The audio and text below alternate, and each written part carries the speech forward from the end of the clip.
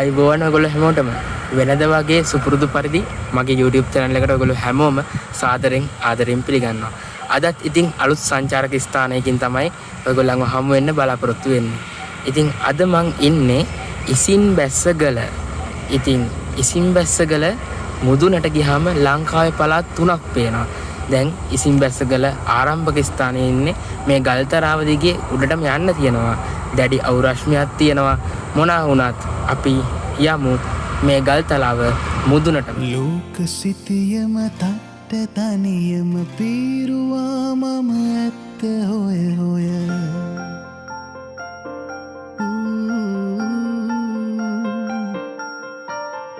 ලෝකෙ කෙලවර දන්නේ නැතිවම පෙළුණා ලෝකාන්තයකට.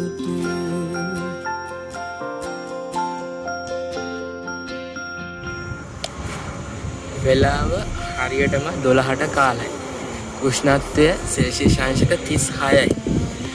ඉතින් රත් වෙන ගලක් උඩ තමයි මම මේ වෙලාවේ ඉන්නේ.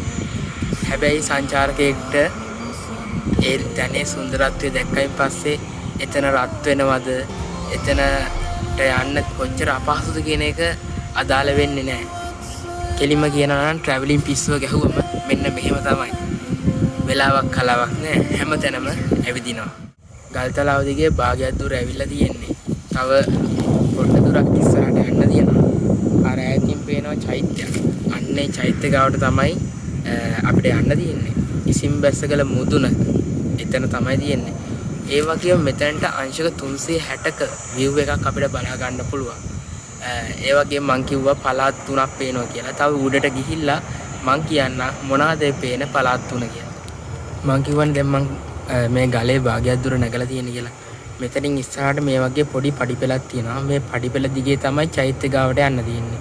අපි යමු චෛත්‍ය ගාවට.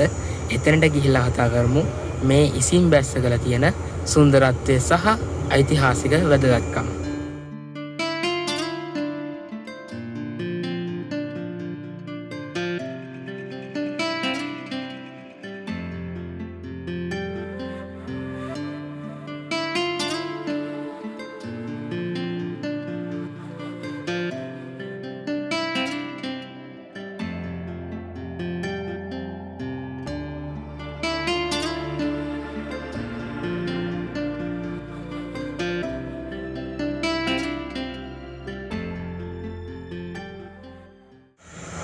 ඉසින් බැස්සගල තියෙන්නේ අනුරාධපුර දිස්ත්‍රික්කයේ මැදවච්චිය ප්‍රාදේශීය ලේකම් කොට්ටාසේ මැදවච්චිය නගරේ පසු කරලා වවුනියාව දෙසට කිලෝමීටර් 4ක් විතර ඉදිරියට එද්දි තමයි ඔයගොල්ලන්ට A9 මාර්ගයේ ආසන්නයේම මේ ඉසින් බැස්සගල දැක බලා ගන්න පුළුවන් වෙන්නේ. ඔන්න දැන් ඉන්නේ ඉසින් බැස්සගල චෛත්‍ය ගාව.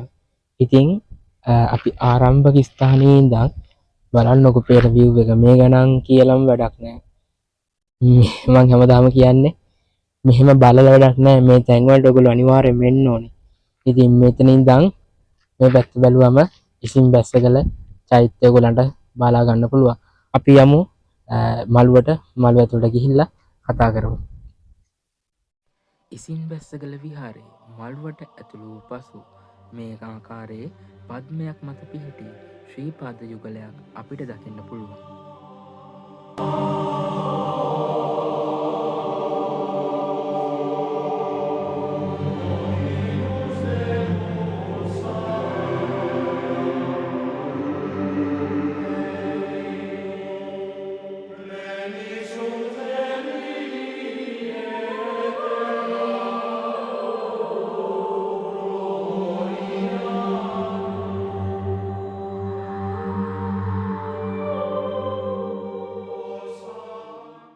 වැඩි වෙලා චෛත්‍ය ගාව වෙන්න බෑ. මොකද අවුව සැරයි එතනට. ඒක නිසා මම ඉක්මනින්ම බෝධිය ගාවට ආවා. මෙතන සිසිලසයි. ඉතින් දැන් මම පෙන්වන්න යන්නේ මම කිව්ව පළාත් 3. ඉතින් එන්න පෙන්වන්න ඕගලන්ට. මගේ මේ පැත්තෙන් පේන්නේ උතුරු පළාත. ඒ කියන්නේ වවුනියාව දිස්ත්‍රික්කය. උතුරු පළාතේ වවුනියාව දිස්ත්‍රික්කය තමයි මේ කෙරෝලේ ඉඳන් මෙන්න මේ හරියට වගේ වෙනකම්ම පේන්නේ.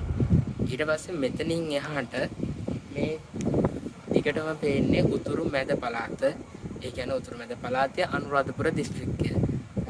ඔයගොල්ලන්ට අර ඈතින් පේනවා මං හිතන්නේ පේන්නේ නැහැ මොකද ගොඩාක් දුරින් තියෙන්නේ.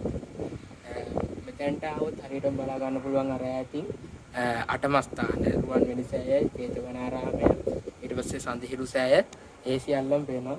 ඊට පස්සේ අර පැත්තෙන් මිහින්තලේ කන්ද පේනවා. ඊට පස්සේ මෙතනට හරියටම පේන්නේ නැහැ. තව පොඩ්ඩක් මම එහාට ගිහින් ඔයගොල්ලන්ට පෙන්නන්න. එහා පැත්තෙන් ත්‍රිකුණාමලය දිස්ත්‍රික්කය පේනවා. ඒත් එක්ක මං කිව්වා මෙතනට ත්‍රිකුණාමලය දිස්ත්‍රික්කය පාව පේනවා කියලා. ඉතින් මෙන්න මේ ප්‍රදේශයෙන් පේන්නේ ත්‍රිකුණාමලය දිස්ත්‍රික්කය. කාඩගස්දිගිරිය, හොරෝපතාන එතනින් එහාට ගියාම ත්‍රිකුණාමලය දිස්ත්‍රික්කය තමයි ඔයගොල්ලන්ට පේන්නේ. ඒත් එක්ක මෙන්න මේ පැත්තට ගත්තයින් පස්සේ මිහින්තලේ කන්ද පවා ඔයගොල්ලන්ට දැක බලා ගන්න පුළුවන්. මිහිඳු මහරහතන් වහන්සේ ඇතුළු ශ්‍රාවක පිරිස මිහින්තලයට වැඩම කිරීමට පෙර මේ ඉසින් බැස්සගලට වැඩම කරලා තියෙනවා. මෙතන ඉඳන් අපිට ලස්සනට මිහින්තලය කන්ද දැක බලා ගන්න පුළුවන්. දැන් මේ සූම් කරලා ඔයගොල්ලන්ට පෙන්වන්නේ මිහින්තලේ කන්ද.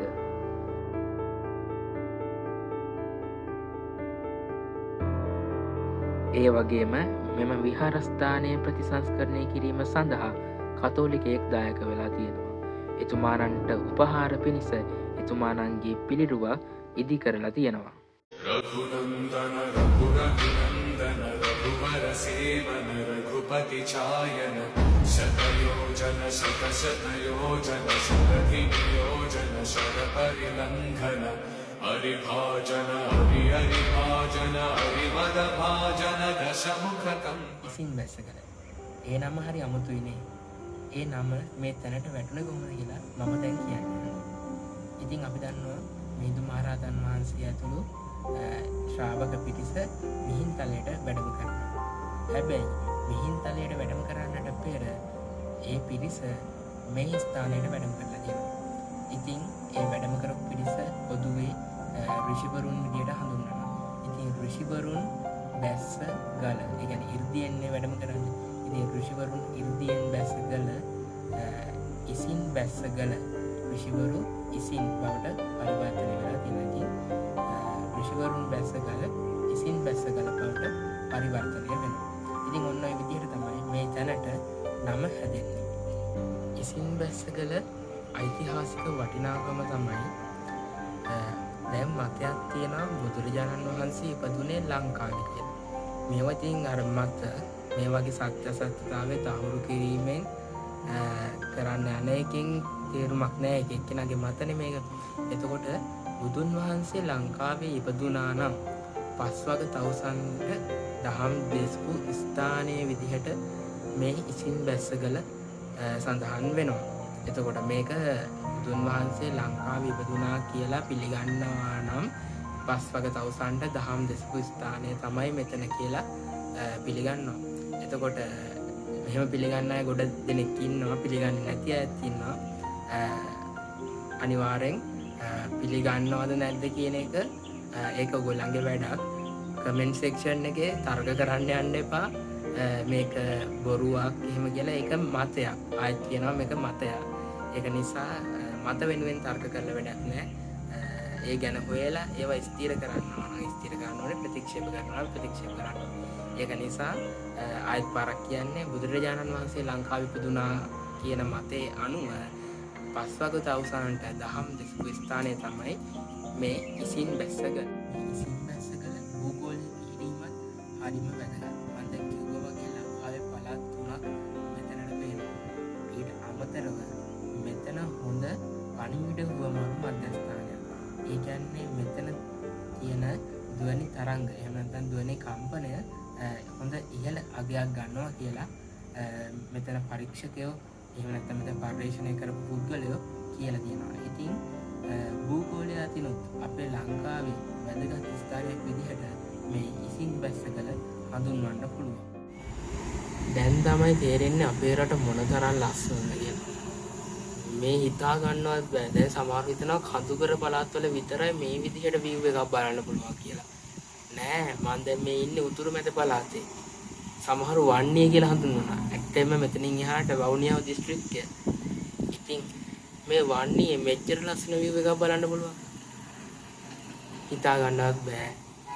මගේ රට මොනතරම් ලස්සනද මේ බලන්න පිටිපස්සේ. ඉතින් සමහර පැතිවල අර ඔයගලන්ට පේන්නේ නැහැ මං හිතන්නේ. ඒ කියන්නේ මෙතනට මට ලස්සනට පේනවා නම් හොඳයි. අර හේන් ගිනි තියලා තියෙනවා. දුර නිසා ඔයගලන්ට පේන්නේ නැත්තේ.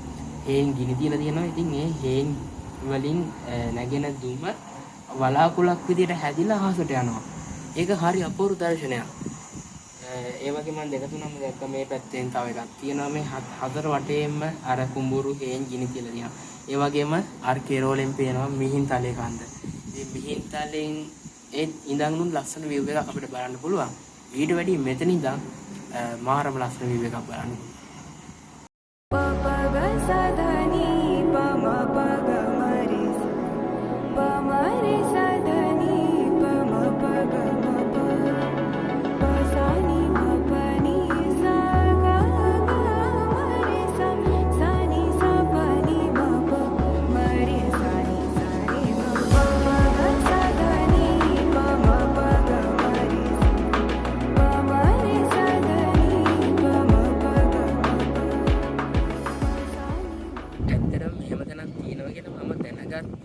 මේ ළඟ ඉන්නවා මගේ යාළුවෙක් අපේ ගිහාන් මාත් එක්ක කාටගස් දිගිලේ ගමනටත් සම්බන්ධ වුණා. ඉතින් ගිහාන්ලා ගෙදර ගිය වෙලාවක ගිහාන් කිව්වා මෙහෙම ලස්සන තැනක් තියෙනවා ගිහින් බලමු කියලා. ඉතින් එදා අපි ආවා. එදා බ්‍රහස්පතින්දා දවසක්. අද බ්‍රහස්පති දවසක්. ඉතින් කොහොම හරි එදා අපි ආවා හවස් වරුවේ 4:00 විතර. එදා මට එද්දී පුදුම ලස්සනක් දැනුනේ. ඉර අර පැත්තෙන් ඒ කියන්නේ වවුනියාව වගේ පැත්තෙන් ඉර බැහැගෙන යනවා. ඉතින් මේ කොහොම හරි පුදුම ලස්සනක් තිබ්බේ. හැබැයි එදා මම ලෑස්ති වෙලා ගියේ නෑ vlog එකක් කරන්න. මොකද කිසිම ලෑස්ති වෙලා ගියේ නෑ. කරුණු කිසිමක් දැනන් ගියේ නෑ. ඊට පස්සේ මට හිතුණා පොඩි ෂෝට් vlog එකක් කරලා දාන්න කියලා මම ෂෝට් වීඩියෝ එකක් හදලා TikTok අප්ලෝඩ් කරා. ඒකෙදි ගොඩක් දෙනෙක් ඉල්ලලා තිබ්බ මගෙන් අපිට ලොං වීඩියෝ එකක් කරන්න කියලා. ඉතින් ඒ ඉල්ලීම නිසා තමයි අද මම මෙතනට ආවේ. ඉතින් ආපු ගමන එහෙම පාඩුවක් නෑ. කොච්චර ආපු වුණත් පුදුම ලස්සනක් තියෙන්නේ. ඒක නිසා එහෙම පාඩුවක් කියලා දෙයක් නෑ. මේ පුදුම ලස්සනක් තියෙන්නේ. වැඩේ තියෙන්නේ මම දැන් පහළ ඉඳන් උඩට අරන් එද්දී මං ගාව තිබ්බ වතුර ටික ඔක්කොම ඉවර වුණා. දැන් ආයෙ පහළට යන්නත් ඕනේ. වැඩි වෙලා මෙතන ඉන්නත් බෑ. මොකද වතුර නැති වුණොත් ආයෙ තා ප්‍රශ්නයක්. ඒක නිසා මම දැන් පහළට බහින්න තමයි සූදානම. ඒත් එක්කම ඉසින්බෑස්සගල අපි දැන් මේ උඩ ගියේ විහාරයට අමතරව මේ කඳු පාමුලින් එහෙම නැත්නම් මේ ගල්තලා පාමුලින් තවත් පාරක් තියෙනවා. ඉසින්බෑස්සගල අනිත් ස්වර්ණගිරි රජමහා විහාරයට යන්න පාරක් තියෙනවා. අද මං යන්නේ නැහැ. මොකද කාලය සීමිතයිනේ. ඒ නිසා අද මේ ඔයගලන්ට පේනවද දන්න මේ යටින් තව පාරක් තියෙනවා. එන්නේ පාර දිගේ තමයි යන්න තියෙන්නේ. ඔයගොල්ලෝ ආවොත් අනිවාර්යෙන් ඒකටත් යන්න. එතනක් තියෙනවා චෛත්‍යයක්. ඊට පස්සේ ලෙන් විහාරයක් වගේ බලන්න පුළුවන්. ඒත් එක්කම මේ තවත් දෙයක් තියෙනවා. මේක මේ හරි ලස්සනයි. මේ පොකුණක්. ඒක මට එද්දී ඔයගලන්ට විස්තර කරන්න බැරි වුණා. මේ වතුර එළියට යන්නේ නැති වෙන්න හදලා තියෙන්නේ. මේ ගල් තලා මත පොකුණක් හැදෙනවා කියන්නේ හරි ලස්සනයි ඒක.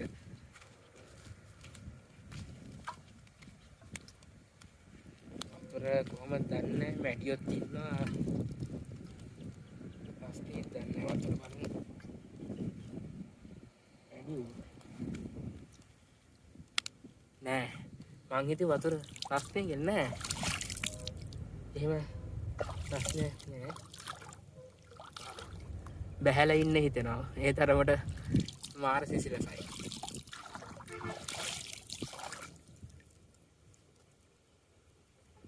මාරම සිසිලසක් තියෙන්නේ.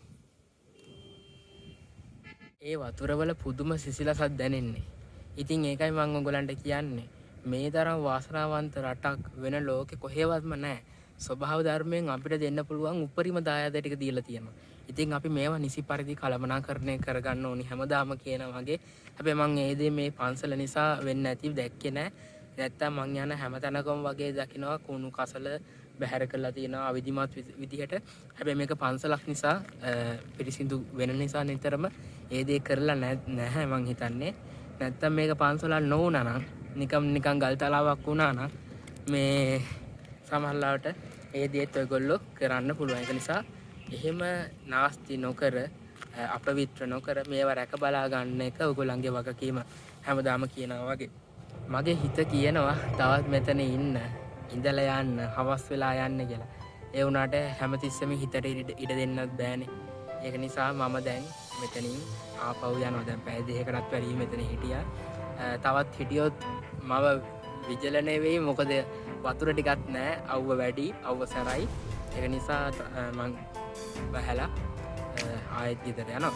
එතකොට මං කියන්න ගිය ඔයගොල්ලන්ට එන්න අමාරු තැනකට නෙමෙයි තියෙන්නේ. A9 මාර්ගය අසල යාපනයේ නුවර යා කරන A9 මාර්ගයේ මැද වච්චි නගරේ පව කරලා යාපනයේ දෙසට කිලෝමීටර් 3-4ක් ඉදිරියට යද්දි තමයි මේ විදිහට ගල් තලාවක් ඔයගොල්ලන්ට දැක් ගන්න පුළුවන්. මේ ගල් තලාව මුදුනට ගියාම ලංකාවේ පළාත් 3ක් බලා ගන්න පුළුවන්.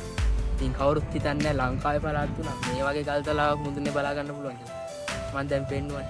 ඒක නිසා මේ තැනට එන්න. මෙතන ඓතිහාසික වැදගත්කමක් තියෙනවා. භූගෝලීය පිහිටීම. ඒකට හැම අතින්ම මෙතන වැදගත් වෙනවා. ඉතින් ඔයගලන්ට ආරාධනා කරනවා මේ තැනට ඇවිල්ලා බලලා යන්න. ඒ වගේම මේ තැන ආරක්ෂා කරන්න. මෙතන වටිනාකම ඒ වගේම හැම දෙයක්ම සිහියේ තබාගෙන මෙතන හැසිරෙන්න කියලා ඔයගොල්ලන්ට මතක් කරනවා. එහෙනම් ඉතින් අදට සමුගන්න තමයි තීරණය. ආයෙත් ලස්සන බ්ලොග් එකකින් ආයෙත් ලස්සන තැනකින් ඔයගොල්ලෝ නොදන්න මේ වගේ තැනකින් ආයෙත් හමු වීමේ බලාපොරොත්තු වෙන. අදට සමුගන්න. මම පික්නික් පොඩ්ඩා මගේ YouTube channel එක travel with picnic පොඩ්ඩා subscribe කරන්න. ඒ වගේම Instagram එක, TikTok එක follow කරන්න, Facebook එක like කරන්න. එහෙනම් තවත් ලස්සන වීඩියෝ එකකින් ආයෙත් හමු වෙමු. ඔයගොල්ලෝ හැමෝටම සුබ දවසක්.